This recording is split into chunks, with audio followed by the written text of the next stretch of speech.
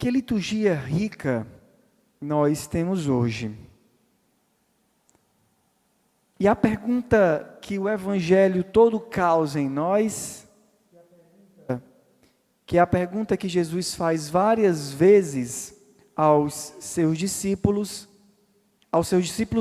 judeus, é: quem é o vosso Pai? A pergunta a nós: de quem é que nós somos filhos e quem é realmente o nosso Pai? A resposta dessa pergunta no nosso coração é imediata, seja pensando no Pai biológico ou no nosso Pai do céu, e pensamos: nós temos um Pai. Esse é o discurso que é o centro do Evangelho de hoje. É a discussão que nós vemos no Evangelho, mas na verdade não é nem uma discussão, na verdade é um ensino de Jesus. Se prestarmos bastante atenção, Jesus fala isso não a todos os judeus, Jesus fala aos judeus que tinham nele acreditado. Aqueles que começaram a acreditar no discurso de Jesus e começaram a querer entender melhor o discurso de Jesus, é a quem ele dirige hoje esse ensino. Ensino ao quê? Como uma espécie de uma catequese sobre o discipulado e a filiação. Diz o Senhor, ele começa assim: se permanecerdes em minhas palavras, sereis verdadeiramente meus discípulos, e conhecereis a verdade, e a verdade vos libertará. Sereis meus discípulos e sereis livres. Desses dois aspectos do Evangelho, eu queria refletir um pouco com vocês. Primeira coisa que Jesus tenta realizar com esses que se aproximam e creram nele, que tinham crido nele, é fazê-los entrar no discipulado. Por quê? Porque seria muito difícil compreender as palavras de Jesus, se não impossível compreender as palavras de Jesus, se não entrassem num discipulado, em um caminho. Parece, entretanto, que esses fariseus, mesmo começando um processo de conversão, ou seja, começando a acreditar no Senhor, não querem entrar nesse discipulado. O Senhor fala aqui que a minha palavra não entra em vós. A minha palavra não entra em vós. Por quê? Porque o discipulado compromete a vida, coloca a vida em um risco. Ele exige a mudança de hábitos, porque confia no seu mestre. Aqui nós vemos um perfil muito comum de pessoas entre nós, que às vezes se aproximam de Jesus, que às vezes começam um caminho de conversão, mas parecem desejar mais uma satisfação intelectual, massagear a consciência para dizer que estão na religião certa, mas não querem seguir Jesus. Esses judeus, eles querem provar que aquilo que eles estão fazendo é o certo. Então, Jesus, me explica direito, porque agora que eu estou crendo em você, e eu vou agora me converter, eu preciso entender todas as coisas, porque senão podem dizer que eu estou na religião errada, e isso pode causar um problema. Jesus não aceita esse caminho. O caminho de Jesus é o discipulado, para entender não só se eu estou na religião certa ou não, nem só para poder massagear o meu intelecto e dizer que agora eu compreendo bem aquilo que eu estou lendo e vivendo, mas o caminho de Jesus é o caminho do discipulado. Os fariseus começam a acreditar, mas não conseguem fazer o caminho. Parece também que Jesus não está muito interessado em provar que ele está certo.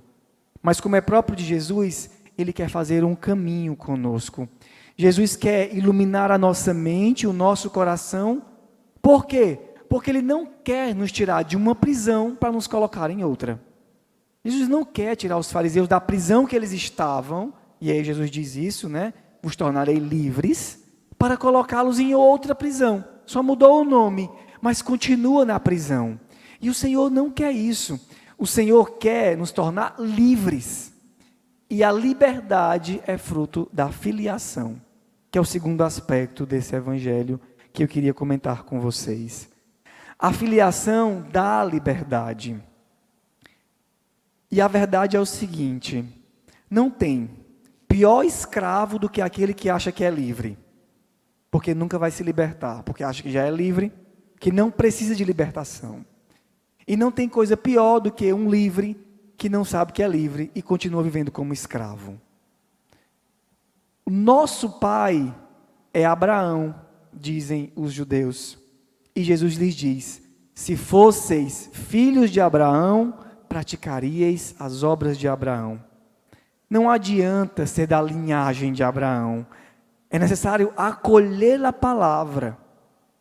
Acolher a palavra de Deus, acolher a palavra de Jesus. E é a fidelidade a essa palavra que nos mostra que nós somos filhos. Já dizia Jesus para os seus discípulos: o mundo saberá que vocês são meus discípulos se vos amardes uns aos outros. É o testemunho que torna irrefutável a filiação.